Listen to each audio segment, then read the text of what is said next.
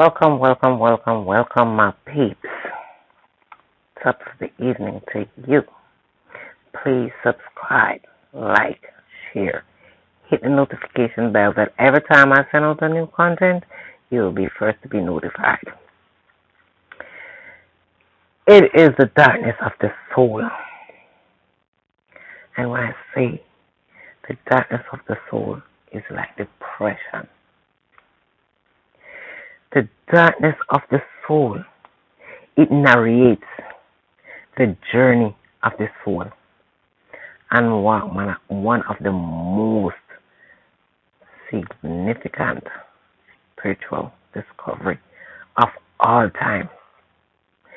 The darkness of the soul is a spiritual crisis which we don't understand. It is a form of depression or a spiritual depression, an existential quandary. The darkness of the soul can produce doubt, confusion, and soul sadness.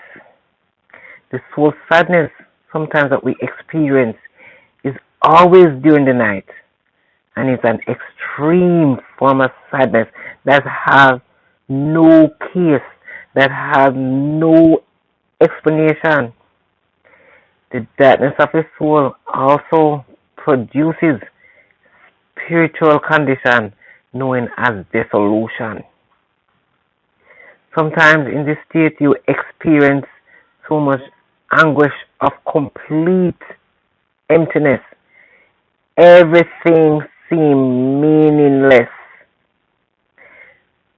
In the dark of the night, the soul annihilates anything you believe about yourself that is not true.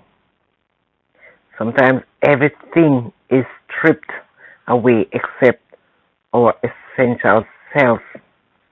Our old self is left behind and our new self really emerges. And when that darkness is lifted and we have clarity like never before, because all that is left is a self that we cannot live without, and a piercing sense of how to spend the rest of our lives. And there come the emptiness, that little emptiness. There have been that moment of unbelievable abundance in my life, in our life. But sometimes we also experience staggering emptiness. And at times, when we are experiencing a moment of profound emptiness, I have been there before. I have been here before, but never like this. And we maybe sometimes utter those words. Imagine being hungry, wondering if you will ever be filled again. But not only you will not die, and certainly you will not die of starvation, because that hungry is never for the rest of your life. That's how the feeling of emptiness comes sometimes. The thing is, the emptiness cannot be dealt with like once or for all.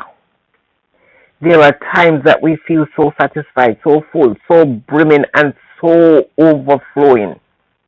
One of our most vivid moments of contentment and happiness was just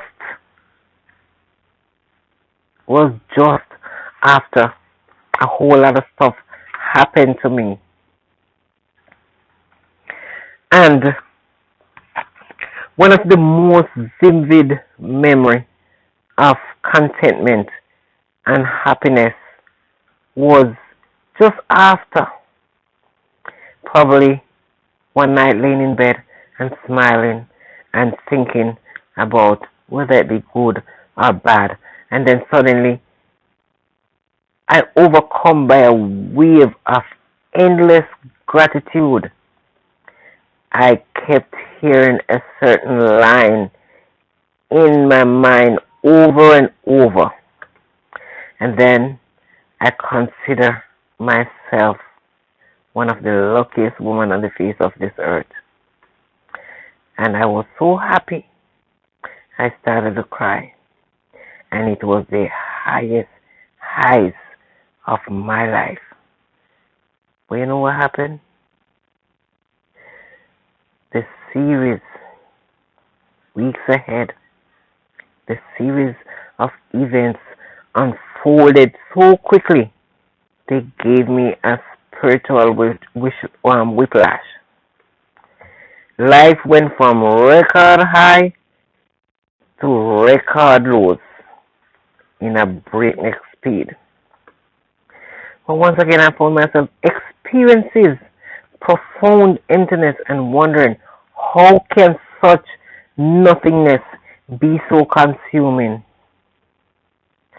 Trust me, we all experience emptiness and we all have ways of dealing with it.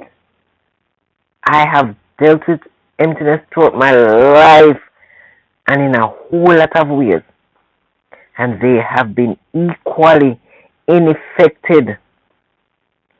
I have to try fill the void with work, pleasure, comfort, anything, just about everything to fill that space, that emptiness. I, I also include plans for the future, but at the end of the day, none of this brings satisfaction because these things don't rightfully don't rightfully belong in the void. When I finish distracting myself with these things, the emptiness is still there. And when I say it's still there, it is still there. We just need to find peace in our soul. We need to find love in our soul. We need to let our soul rest and rest in peace for a moment. Instead, we keep aggravating ourselves, our soul, with the past, the present, and what is yet to come. I come to the end of another one. Please subscribe, like, share, hit the notification bell that every time I send out a new content, you will be notified. Thank you, my people.